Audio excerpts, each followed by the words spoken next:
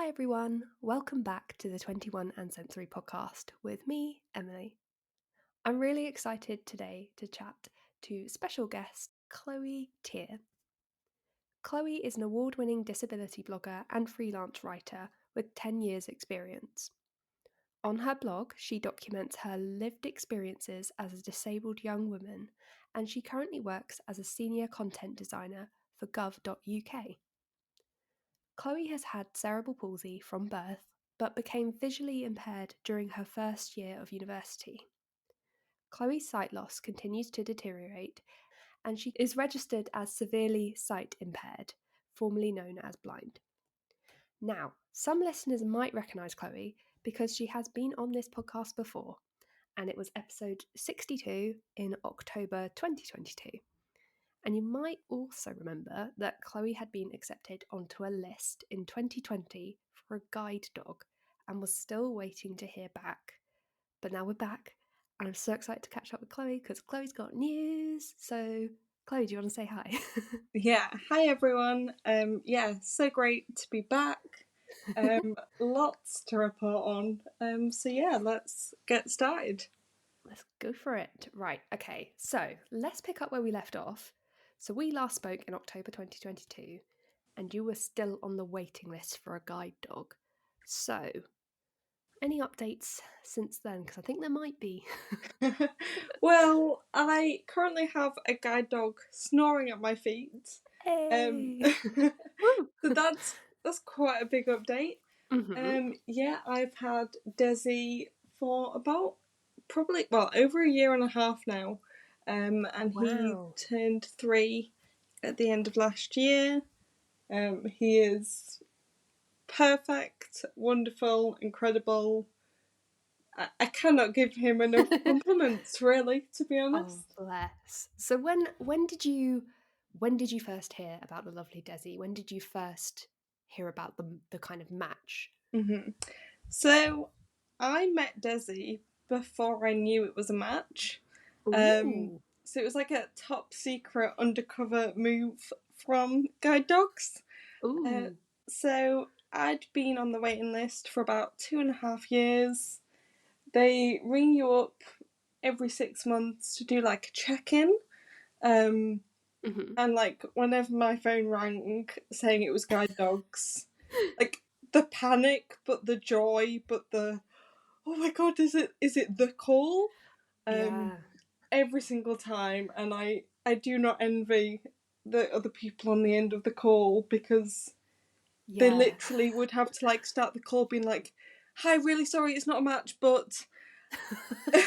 They can't just say hi, how are you? They're like, it's not a match. Like Oh. they need to get it in there quickly because obviously they know that everyone, when you get a call from Guide Dogs and you're on the list, Mm-hmm. is hoping it's the one, you know. So got a call and they were like, "Yeah, really sorry, it's not a match.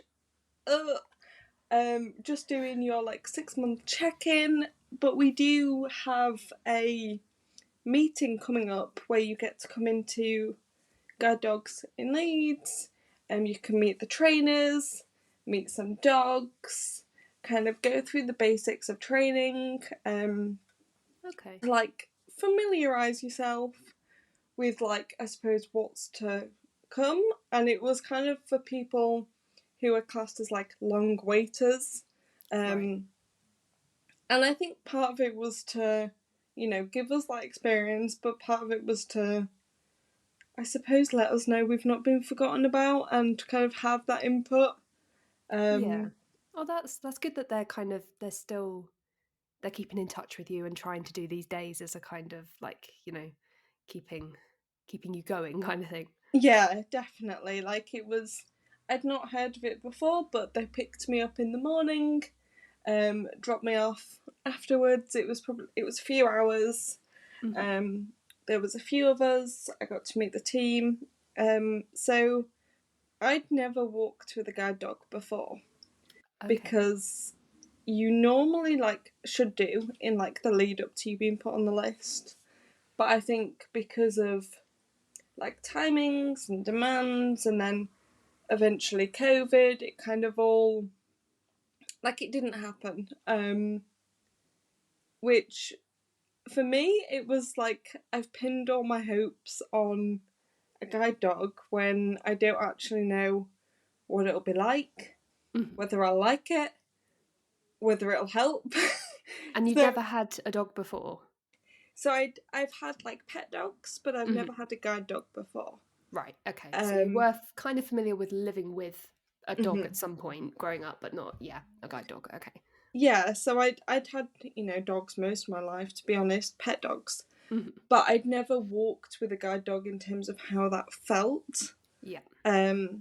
So I turned up to this day, was very excited, like literally buzzing. It was like Christmas, and halfway through the day, I was introduced to this gorgeous Labrador cross retriever called Desi, Mhm. who was very close to completing his training and then be matched with someone. And I got to go on a walk with Desi and his trainer Dan. Oh, amazing. That's Um, so cool. and I fell in love. I'm not gonna lie. Like it was magical, and like afterwards they were like, "Yeah, you can give him a fuss, let him know he's done well." And he like proper leaned in on me and was Oh. just so happy and cute. Um, and I was then like on the way back home and speaking with the person that was driving me, who also worked for guide dogs. And I was just like, oh, I need him. Like, he's, oh. I was, you could say, putting on the charm a bit. No, I'm joking. You're like, please. Give me the dog. Yeah. I think, like, it was everything I dreamed it would be. And Mhm. I thought he was really cute. But also, his walking pace fit really well with mine. And obviously, having cerebral palsy as well, like that was a really big factor for me. Mhm. I expected the dogs to be a lot quicker, and he was just very chilled, not a care in the world, and that really surprised me. Mhm. Anyway, unbeknown to me, I was very close to this top of the list, and Desi was a potential match for me. Mhm. But because I had never walked with Desi, or a guide dog, and because I'd never walked with any dog, I suppose, they wanted to see how it linked with my cerebral palsy and whether it would be suitable. Okay. Safe to say, I left and they were like, we think it's good. We think this could work. Obviously, it needs to go to a panel. It needs to be discussed with lots of people. It's not just a case of, oh, yeah, they're good, we'll put them together. It's Mhm. got to be done very specific in terms of the best match, who's at the closest to the top of the list, does it fit with all areas of their life? It wasn't just a case of, oh, Chloe likes Desi, so she's going to get him. And Desi likes Chloe. Yeah, They like each other. It's done. it's done. Oh. Unfortunately, it wasn't that simple, but thankfully the stars aligned and I was the best fit for Desi. Mhm. Um, so was it about 2 weeks later? I was with a friend. I was just working, I think, in their office. We were just like chilling. I was doing a bit of work. And then I got a call Mhm. and I panicked because I was like, this is from Guide Dogs. My 6 month check in was about a month ago. I was with Guide Dogs 2 weeks ago. Mhm. I told the person who normally called me every 6 months that I was really interested in Desi. Mhm.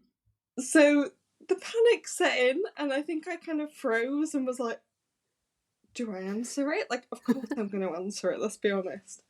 So I answered it, and it was Dan. Desi's trainer, Oh, that's and he, nice. like, so lovely, and he was like, "Hey, how are you doing?" And I was like, he's not said it's not a match. Like, I think at this point I was already shaking, and Oh, he was like, "Yeah, so we thought you and Daisy like looked incredible together. I was just wondering, would you consider it a match?" And it was would I? it was the most like chilled, like, if you fancy it, like, we can give it a go. And I was like, yes. Um, Amazing. and I kind of went quiet, and he was like, "Are you still there?" And I was crying. I was Oh, like, "Ah." Yeah, like, it was the greatest phone call I've ever received, to be oh, honest. Like, even emotional now, which, oh, bless you. wow, a year and a half ago. That's But mad. Does it feel like that long? Like, when I talk about it, no, because it could have been yesterday, but yeah. oh my god. Oh, bless you. um, It shows how much it means to you. Like, doesn't it as well? Like that you're still getting emotional about the day you found out. Like, yeah, that's quite ridiculous, isn't it? But yeah, that's how much it means. And yeah, so I got off the phone, I rang my mum, I of cried, course. I rang my boss. I was like, just going to be leaving work because, and cried. I think my friend was like sat in her office, like, what on earth is going on?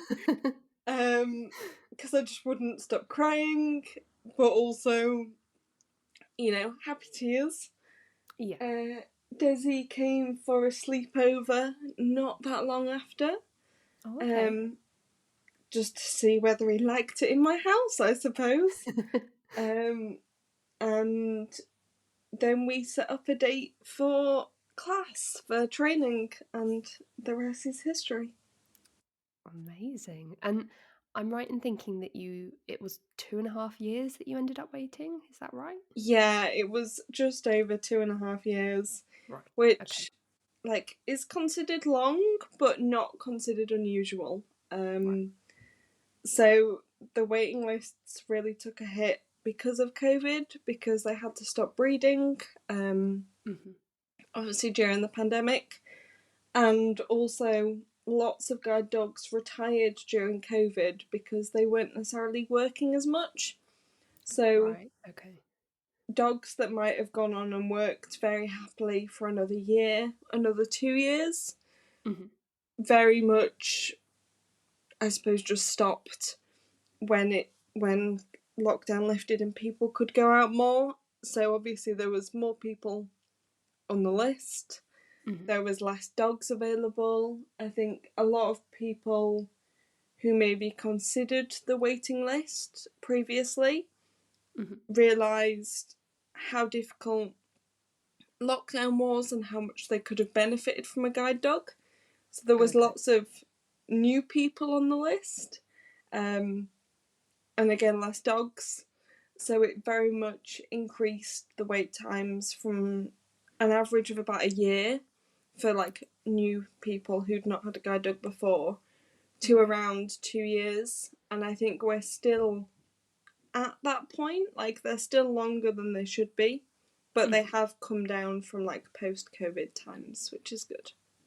Yeah, that is good because even a year, it's a long time to wait. Like, and I can see, like, well, I can hear how much Dizzy means to you, and I've read some of your blog posts where you know the amount of independence he has given you. Like, Mm-hmm. to wait that long for that must be really hard. I think, a year, it sounds long, and it is long, especially if it's, oh, well, I get the call today. Yeah, But like, having waited 2.5 years, I think, I'd take a year, yeah, but I'd take however long it took to find the right dog for me, hmm, because they really do kind of match them so perfectly, and it's so individualized that it's kind of worth waiting for the dog that's your dog. Mm-hmm. And so, would you kind of wouldn't usually a person wouldn't usually have met the dog and then get matched? Like, does it ever happen without that kind of thing, or? Yeah, I think it's unusual to meet your dog before you're matched. Like, I suppose if anyone's listening and they're on the list and they get one of these away days, you're probably not going to be matched with the dog you walk with. I think that's a very rare Mm-hmm. scenario. Mm-hmm. And I don't know. I don't know whether I feel very lucky to have met Desi before. Um, like, obviously, the sooner I met him, the better. Obviously, but yeah, I think obviously I'm so grateful to have been matched with Desi. But even if I hadn't have met him, it would have gone the same way. We would have had the same bond, and you meet the dog before you accept the match. You go on a Yeah. walk with the dog before you accept the match. It might be a case of, oh, we've got a dog we think would work really well with you and we want to do a match walk. And you do that walk and it turns out it's not going to work at all. Okay. And therefore it doesn't become a match. But I suppose I was fortunate that they could more confidently say it was going to be a match because I'd already walked with Desi. Mm-hmm. So you do kind of, I suppose in a way you get to meet them before it's confirmed. But Yeah. normally the first time you hear about a dog is when they're saying this might be a potential match. Mm-hmm. Really, what I didn't understand about once you get a guide dog is then the hard work really starts, doesn't it? Because you have to pass like certain things before you can start training. And obviously you said about like an overnight stay, and I was reading about kind of harness walks and things. Like, then you've got the 5 weeks of training. Do you want to kind of explain to people what's involved after you get a guide dog? Yeah, so it all happened very quickly. So you've waited 2.5 years for this moment, and then it was a case of you train next month, Oh which wow. was, yeah, wow, exactly. It was very intense, but I suppose it's, when the dog's ready to train, the dog's ready to train. Mm-hmm. So at this point, Desi has passed all his training. He is a qualified guide dog, as good Oh. as. It's me that they needed to train. So the 5 weeks were for me, not for him. Mm-hmm. He could already do the job. So they set dates for training, which they call class, and you are on class with a few other guide dog owners or guide dog owners to be. And the first 2 weeks are in a hotel Monday to Friday, and then the last 3 weeks are from home. So the first 2 weeks are, you're away from distraction. I had the full 5 weeks off work. It was almost, I say I was off work. I was training most of the time I would have been at work anyway. It was very much a case of the trainers would come to the hotel, they would meet us, we would kind of run through, I suppose, lessons almost in like a classroom situation, and then we would go out and about and practice what we'd learned. We did some training within the hotel before we then applied it to real life scenarios. And the first 2 weeks were very much about the basics, whether that's how you get a harness on a guide dog, to walking down the street with a guide dog, crossing roads, obstacles, Mm-hmm. that kind of thing. It was even things like how you look after a dog, how you brush a dog, how to weigh out their food, and things like that. You don't need to have knowledge of caring for a dog before. Mm-hmm. obviously that helps, but it's very much about the basics for those 2 weeks, and then on the weekends or on the weekend you go home, and Okay. it's very much like you and your dog, and they try to keep it very chilled. At this point you don't have the harness, so you can't go out and about with your dog, Right, okay. so because you've not passed yet, which is very bizarre to think about, because now we just go on our daily business and don't really think about it. But Yeah. yeah, like it was very much like you've got your training wheels on. The trainer would bring the harness with them, like Okay. you would never be left with the harness. Oh, Um, okay. you know, trust and all. No, I'm joking. Yeah. It's kind of like, it's for your safety, it's for the dog's Yeah, safety. yeah. It's, there's so many things to consider. And Mhm. then the last 3 weeks are based from home, and it's not necessarily all day, every day like it was the first 2 weeks, but it's a Okay. case of the trainer will come to your house. You are practicing routes that are familiar to you. So you're going to work, you're going to your local shops, you're applying Oh, okay. all the techniques you've learnt in 1 and 2 to your own real life. And the kind of trainer is with you whilst you're Mm-hmm. doing that. Yeah, the trainer's with us, giving us pointers. To begin with, they also have a lead attached to the dog.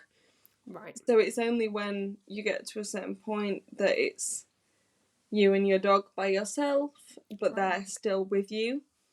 Mhm. And then that kind of progresses to, okay, I will ring you when I get here.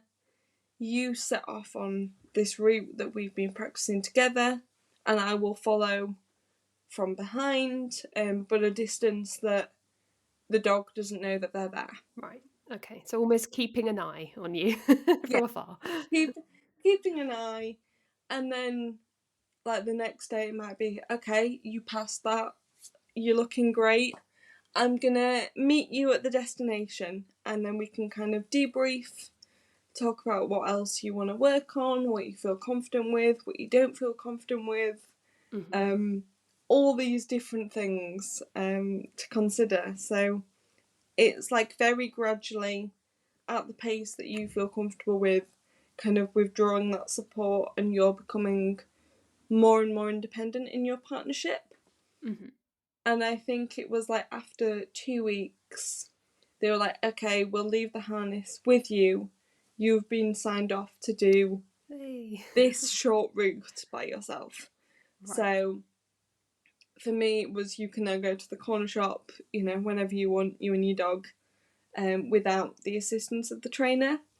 And Mhm. then at the end of it all, you have a test, and that's where somebody else, I suppose like someone higher up, comes and assesses you, and I suppose the trainer to a certain extent, on a route that you're familiar with.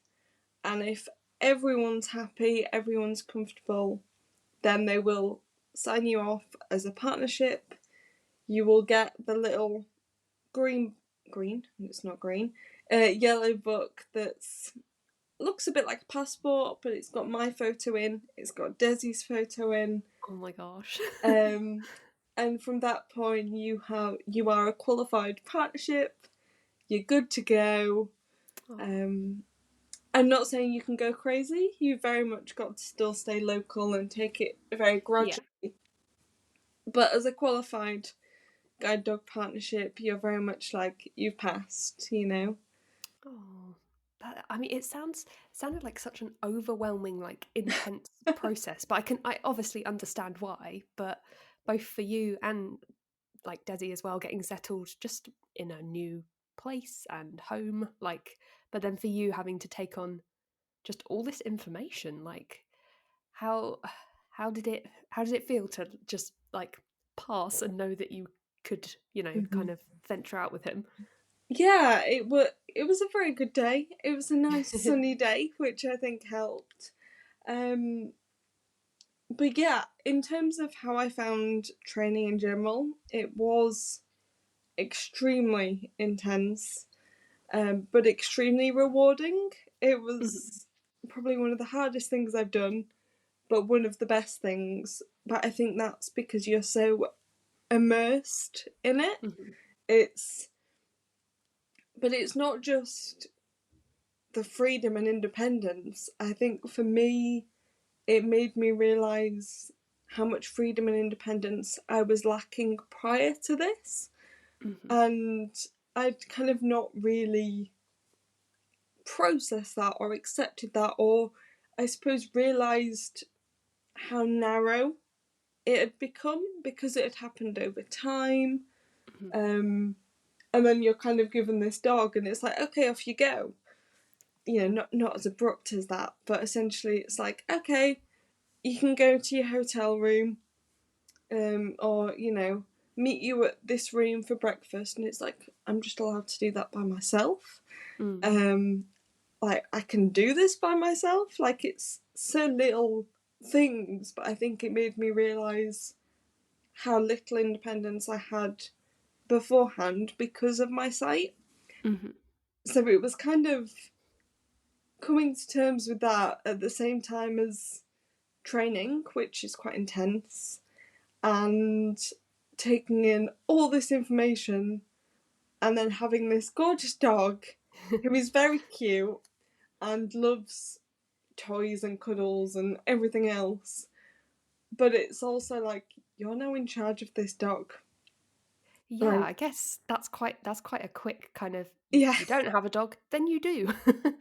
you have a dog who is very highly trained, Mm. who is incredibly behaved, but they rely on you. Someone else now relies on you, Mhm. but also you have to rely on them because without them, I couldn't leave the house. Mhm. But without me, he's not going to get his food. So Yeah. it's like you build up that bond so quickly, Mhm. um, because you need each other.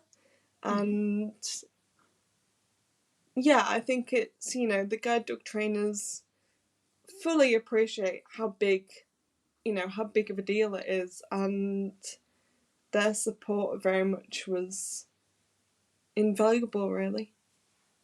I guess like also it's not just like physically demanding, it's kind of Mm. emotionally demanding as well, like in terms of just like your mental health and taking all these things on board. Like it sounds like the trainers understand the like Mm-hmm. toll of both of those things. Like it sounds exhausting physically, but yeah, you're going through a lot of emotions yourself. So it sounds Yeah. like a lot. Oh, it was. Like, I'm not gonna undermine how intense class was, Mm. but like I said, it was so rewarding as well. I think because I have a physical disability as well, Mm. the physical toll was huge. I think it must have been the first or second week because we were still in the hotel. And I said to one of the other owners, like, I'm gonna finish class early today and I'm gonna go basically have a lie down. Mhm. If I don't come to dinner, do not worry, I will be asleep. I am having a nap. Like, do not panic. And I was like, I probably won't. Like, I'll probably be fine. I'll probably have an hour sleep and it'll be good to go. Mhm. I slept for 18 hours Oh my gosh. and woke up the next morning being like, I've slept the afternoon, the evening, and the night. Wow. That says something. That says you need more than a lie down. Yeah, Oh I my very word. much needed more than a quick power nap. Yeah. But yeah, Must have been hungry.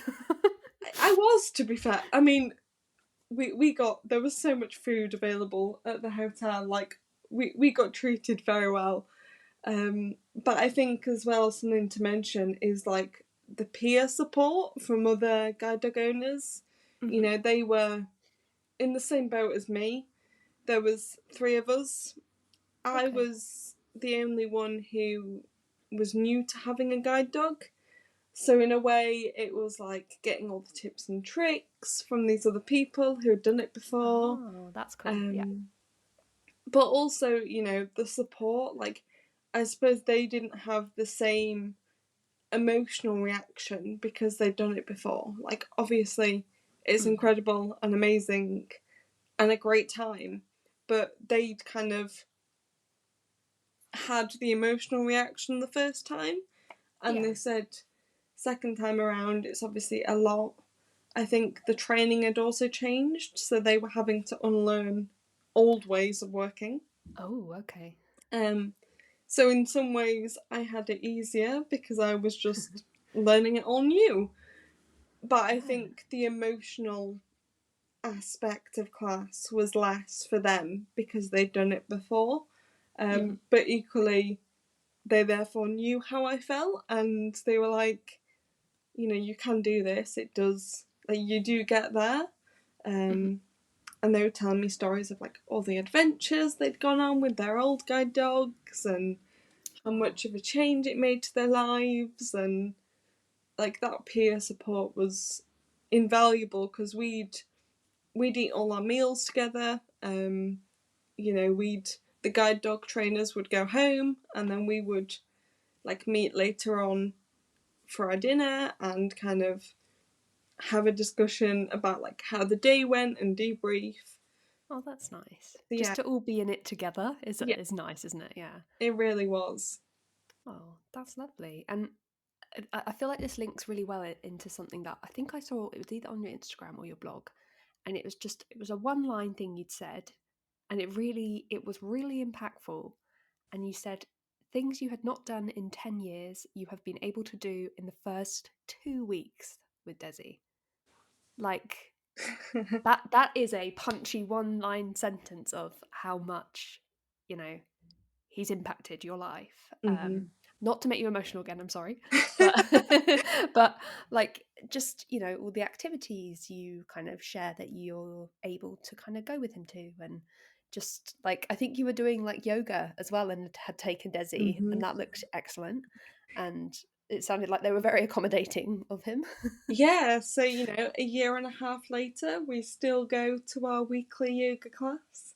Oh. Um, yeah, I think it was so because of my physical disability, I used to use a wheelchair, and then after that, my sight deteriorated, which meant I'd never really left the house by myself, Mhm. for about 10 years, which is crazy to think when you're in your 20s because that's a large part of your life. Yeah. Um, Things like class and training was the first time I'd stayed in a hotel room by myself. Mhm. Um, Obviously, I had all the support of staff. There was staff that stayed in the hotel. It kind of rotated, so if we ever needed anything, we weren't truly alone. Mhm. But for me, I think it was all the little things. It was going to the shop.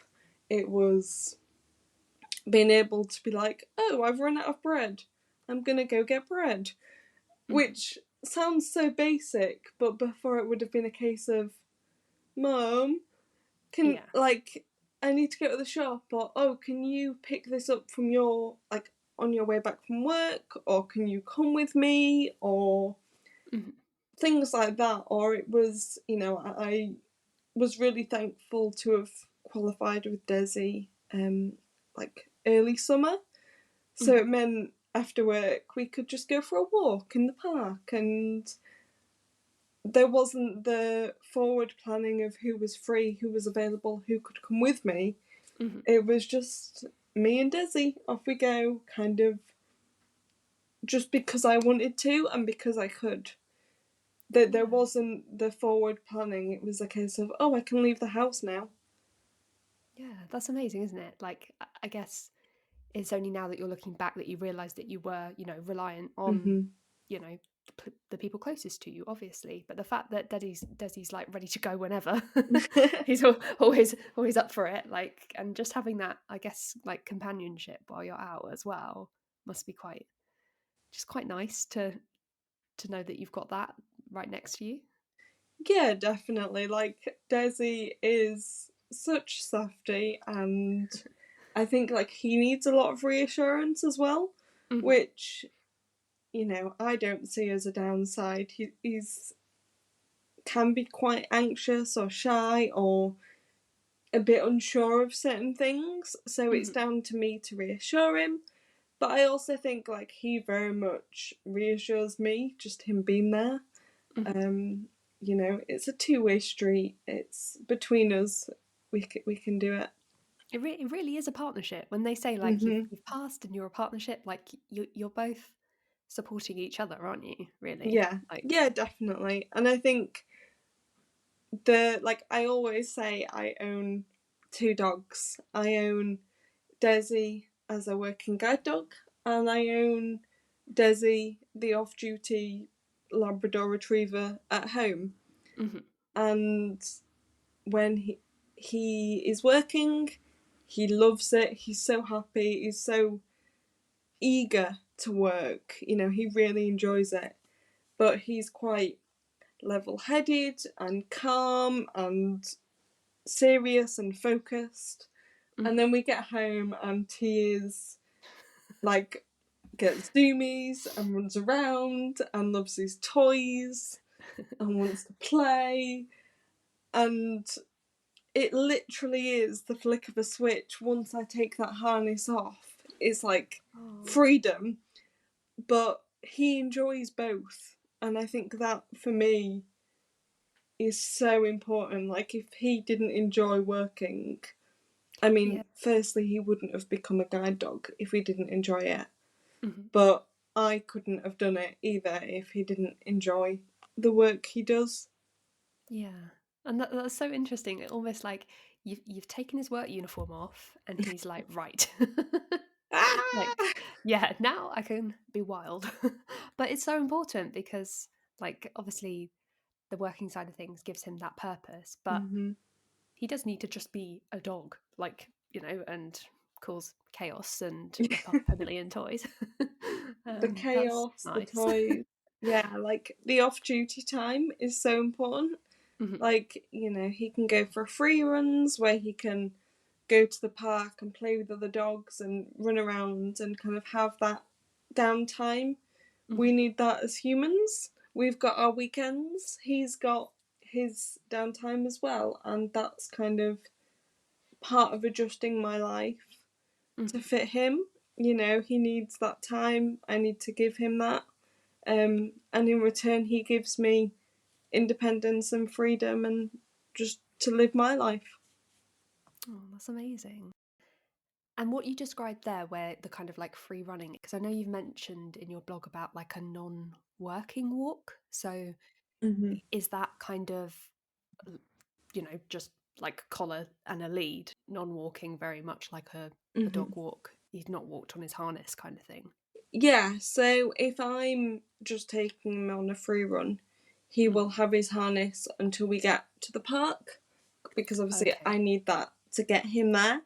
Yeah. But then he will be harness off, lead off, full freedom. But if, like, for example, I'm going with my partner, then he will walk him on a lead, Okay. and a collar, and he knows we're going to the park then. If he's not got his harness on but we're leaving the house, he knows where Mhm. we're going. Oh, that's nice though. At least you've got into that routine of Hmm. he's kind of labeling whether it's work or not kind of thing. Yeah. Like, so dogs are so clever.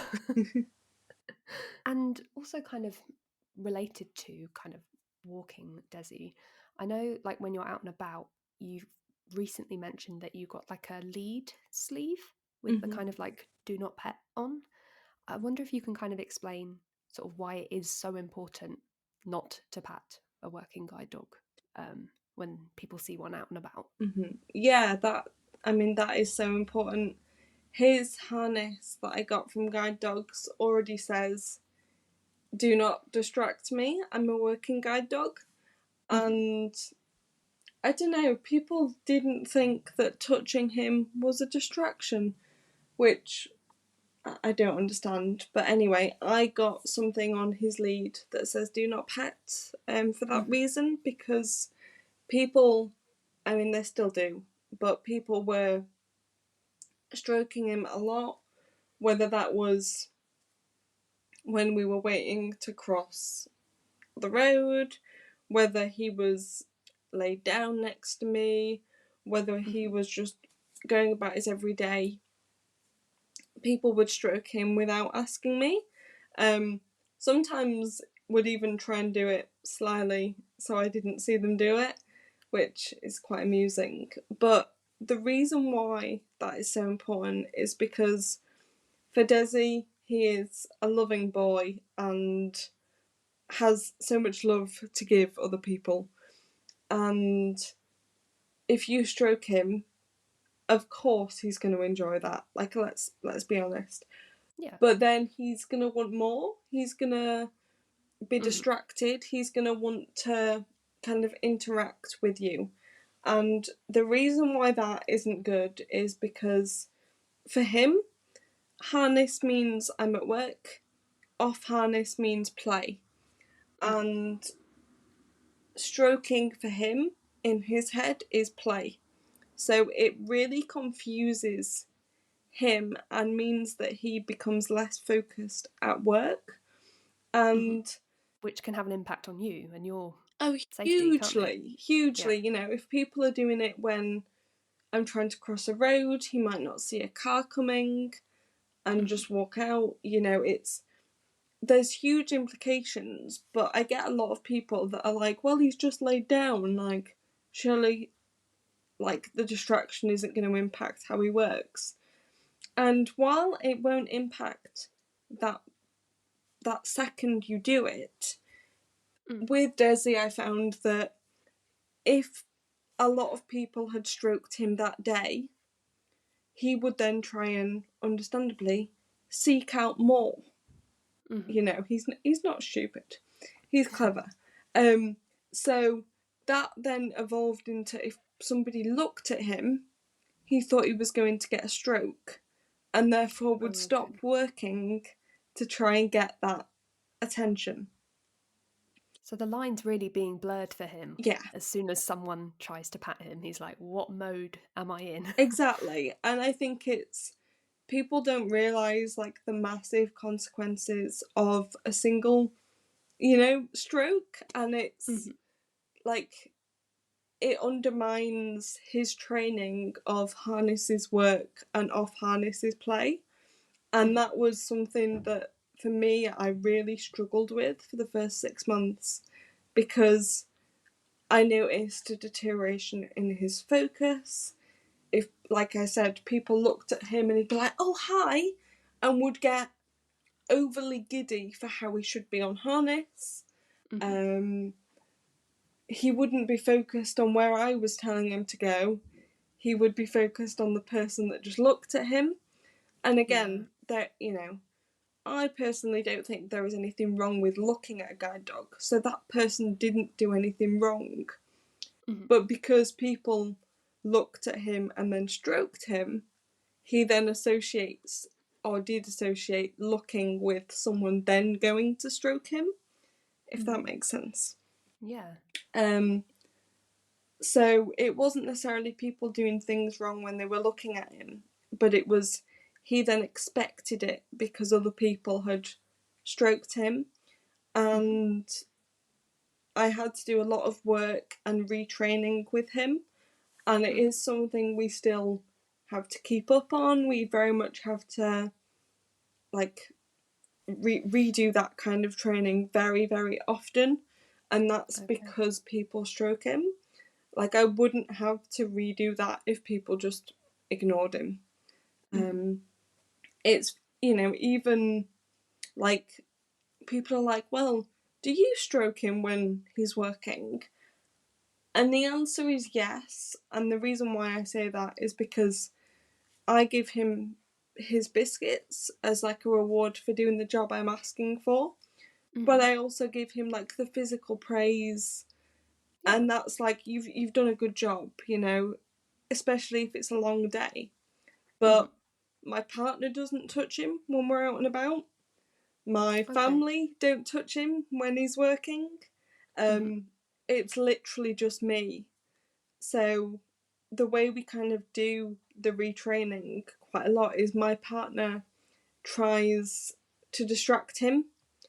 Oh, okay. Like even as far That's as like crouching down, being like, Desi, come oh, here. bless. And if Desi ignores him and looks at me, he gets food.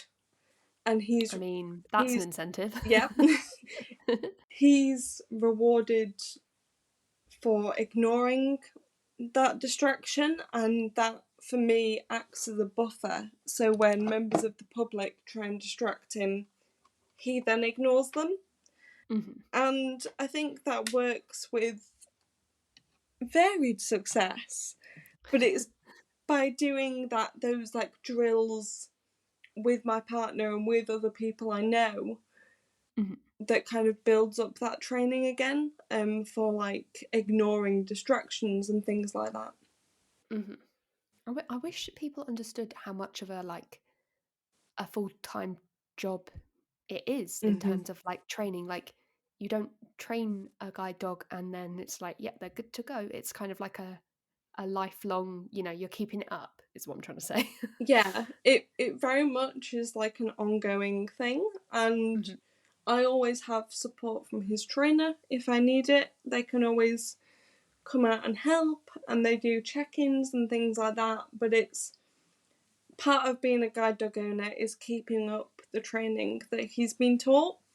Mm-hmm. And I know if we're on the train to work and he gets stroked by a stranger, Mm-hmm. that will affect his focus for the rest of the day, because he will be trying to find out where else he can get that stroke from. Yeah. And it's, people don't necessarily realise that impact it can have on the dog's focus and blurring the line for them Yeah. between what is work and what is play. And the fact that that undoes, his day in terms Mm-hmm. of like that must be so frustrating for you because it's something that people can absolutely just refrain from doing. Yeah, Like, it's just not. don't. Just don't touch him. You know, I can't speak for all guide dogs. There might be guide dogs that are not fazed by being stroked and can still go about their day. But I Mhm. think it's partly because Desi is young still, and I Yeah. think partly just down to his personality. Um, some guide dogs will be affected by it more than others, and I think that's why we want people to ask, and oh, can I Mhm. stroke him, or things like that. Like, for example, I have a command for him that we've kind of worked on that basically means I give you permission to go say hello to that person. Okay. So if I'm meeting friends, I allow Desi to say goodbye to them. If I let him say hello, he would then see them and get excited or take me to them very quickly. So I let him say goodbye to people. Mhm. He's got his friends. He very much knows who my friends are, and of course he's happy to see them.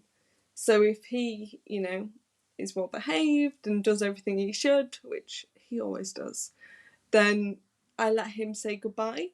And it's by that command he knows, okay, I can say goodbye. And then he gets 30 Oh. seconds of madness. And then it's right, back to it. And he kind of knows that distinction. Mhm. That's nice as well because that is like a sort of reward for him for staying, sort of focused Yeah. during that time. Oh, bless him. That must, yeah.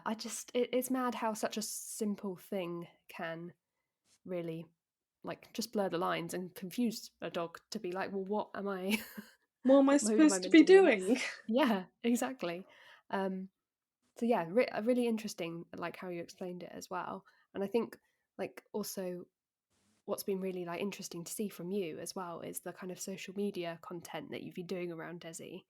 Um, and I think you've got like a kind of like how to like Instagram highlight on him, which It just sounds like I've absolutely stalked you, but I promise I was just like, I need to know everything about Desi.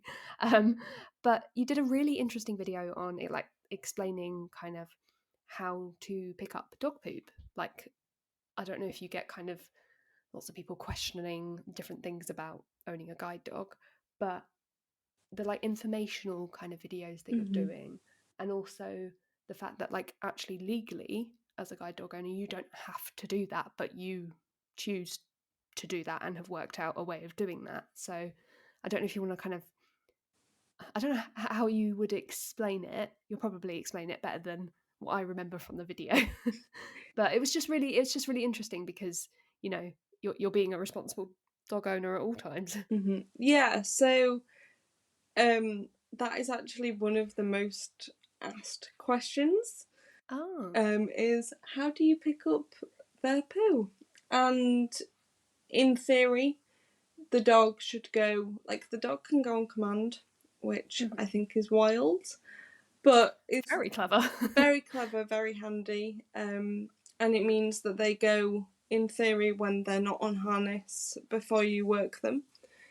But obviously, a dog is a dog, and when they've got to go, they've got to go. Fair enough. I think it was yesterday when I was on my way to work. He decided it was time, and Oh no. I guess always got to you're be done. right. He's a dog. Yeah, and people think, they're like, well, how do you do that if you're blind? And obviously, I have some sight which very much helps with that, but it was like, if you have no sight at all, like, part of like the training in class would include things as simple as that, Mhm, and it's around kind of feeling to the end of your dog, and in theory it should be below where their tail is, mhm. because like, if Desi does it on harness, he will immediately put the brakes on and stop and be like, we're not going anywhere right now, mum. So you've got an idea of the area just from that, haven't you? Really, Yeah, like, yeah. exactly. Like, he very much will just stop and do his business and then move when he's finished, I suppose. But yeah, I think it's like, legally we don't have to, but I've not come across a guide dog owner who doesn't.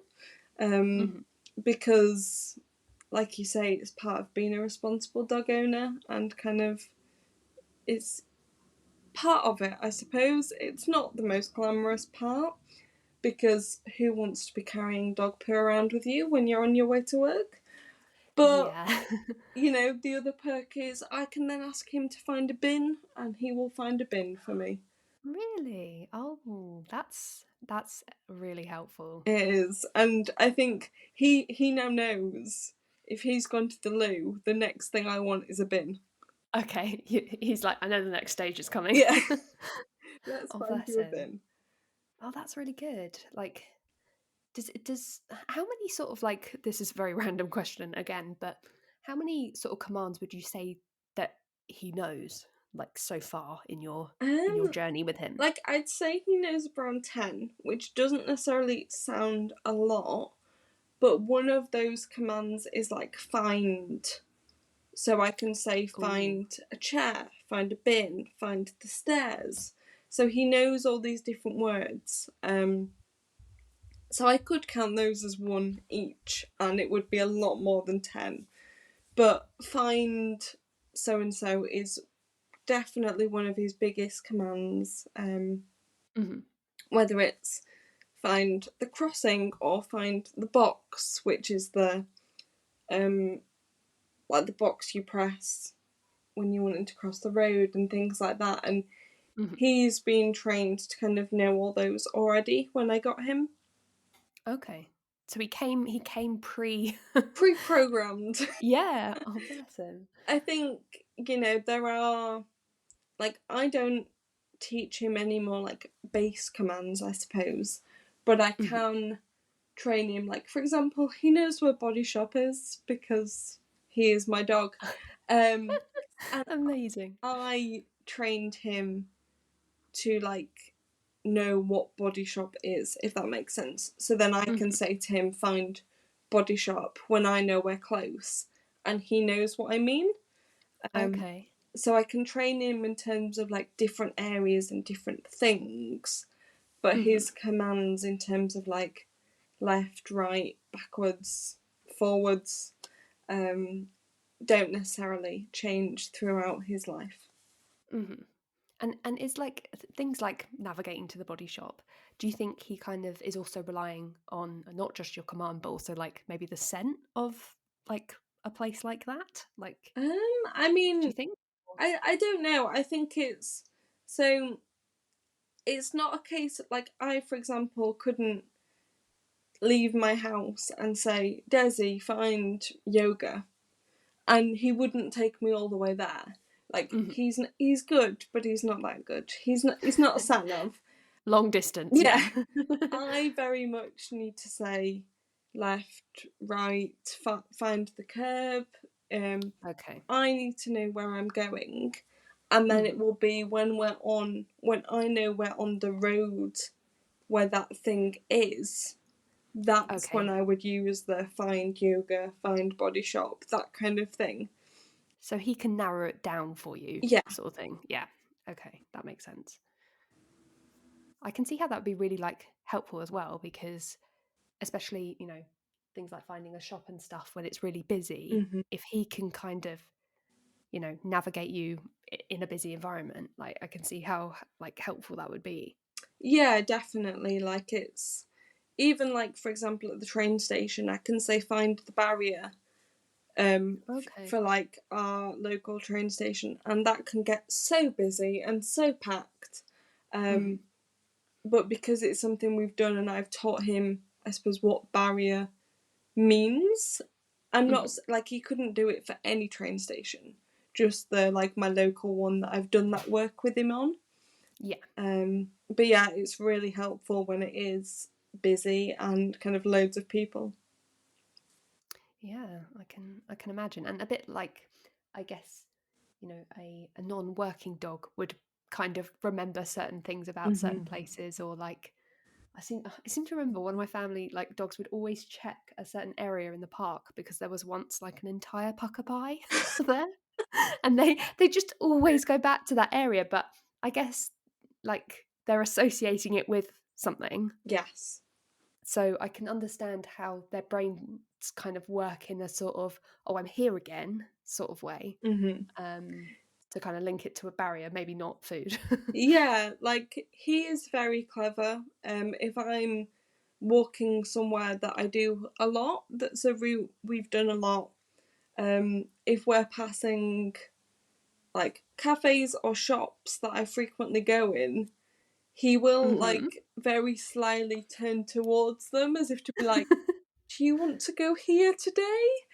Um, like you cannot have a secret when you've got a guide dog. They will, they will show you up. If you've been to the pub a lot and you go past that pub, they will say, "Would you like to go in here?" Um, Or they're like, you need a coffee, like, yeah, you deserve one. like Heads to the cafe. he is very good at trying to predict, but that's not necessarily what he's taught to do. Hmm. But yeah, but there are no secrets. Oh, bless him. He's trying to think ahead. He's like, He oh, is. what are the plans today? Oh, bless. And also, something that I wanted to mention finally is not only did you get a lovely little Desi in your life, but I think you got engaged at the end of last year. All of the life things are happening, Chloe. It's really, really is. It's yeah. Got Desi, got engaged, got a new job. It's all the things. Oh, Um, wow! You've done all the life milestones. Oh, that's so exciting. but yes, I got engaged last October, which was incredible. I had no idea, but yeah, very, very happy. Oh, that's nice. And I can only assume that Desi will be very much there and hopefully wearing a bow tie of some description. Oh, most definitely. He's already attended one wedding, where I was a bridesmaid because my mum got married last summer. Oh, and amazing. he wore a bow tie Yes. that was in the colour scheme. Oh, He I love it. walked me down the aisle because I was a Oh. bridesmaid. Mhm. I can safely say he will not be doing that again, but only because he doesn't understand the art of slowly walking down the aisle. And he saw He my wants you to get to the end, doesn't exact. he? He's like, well, we just go in a straight line. Like, let's get there. But also, he saw my stepdad at the end of the aisle, obviously, Mhm. and got very excited because he's one of his favourite people in the world. So just wanted to get there. Um, Ah. and obviously, everyone at the wedding is family and friends. So Mhm. we walked into that room and he just wanted to say hello to everybody. The biggest distraction It ever. really was. Like, I was trying my hardest to slow him down whilst, trying to look presentable and walk down the aisle for my mum's wedding. So I think Desi, will be with my fiance at the end of the aisle. That's the plan. Smart. I see what you've Um, done there. yep, Okay. get him to the end goal and he can just stay there. But yeah, Oh. he also, he loves my fiance so much. Um, Oh. they are like a duo. It's quite funny. Like, if we're out, like in a cafe, Mhm. Desi will sit with George, not me. Oh, I see. Okay. That's the level I have to deal with. And you're like, "Excuse me?" Like, whose dog are you? But no, Yeah. like, people are like, oh, like, I really like your guide dog, and George is like, he's not mine.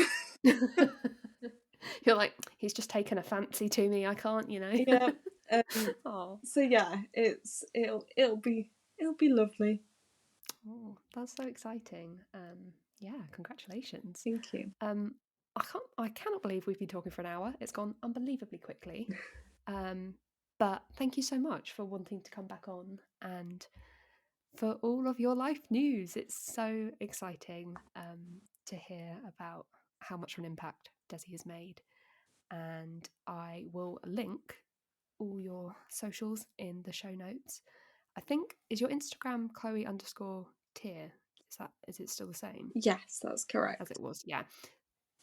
Everybody, you have to go and see pictures of Desi. Here you go.